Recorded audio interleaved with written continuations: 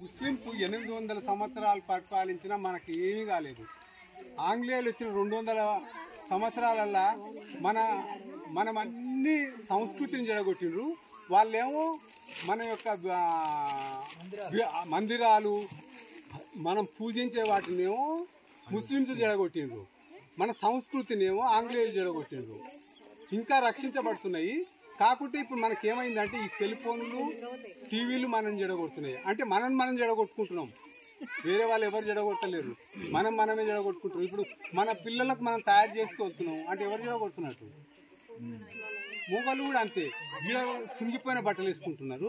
అరే అత్తి వేస్తానికి అత్తు దొరికితే బట్టలు ఇస్తాను చెప్పింది నేను మన ఒకసారి. ఎవరికి ఇంకా పేరెందుకు చెప్పాలి? అట్లా గట్ల అయిపోయినాయి బట్టలు డ్రెస్సులు. అది ఫ్యాషన్ అట.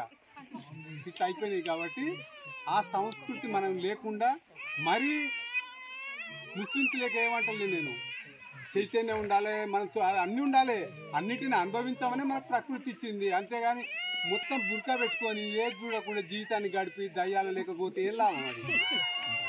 అది కూడా ఏముండొద్దు. అంత పూర్తి అట్లుండి వాళ్ళని మిషన్ లేక వాడుకుంటారు. ఇంకా ఘోరంగా ఉంది. వాళ్ళకి ఓటు హక్కు లేదు, చదివేటందుకు అది లేదు.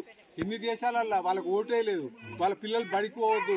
మహిళలు అంటే ఇంట్లో ఆట వస్తువు లేక వాడుకునేటందుకే ఉంచుతున్నారు. ఎన్ని దేశాలంటే వాళ్ళ 55 దేశాలు ఉన్నాయి. 55 దేశాలలో 50 దేశాలు అట్లే ఉన్నాయి ఇప్పటికి కూడా.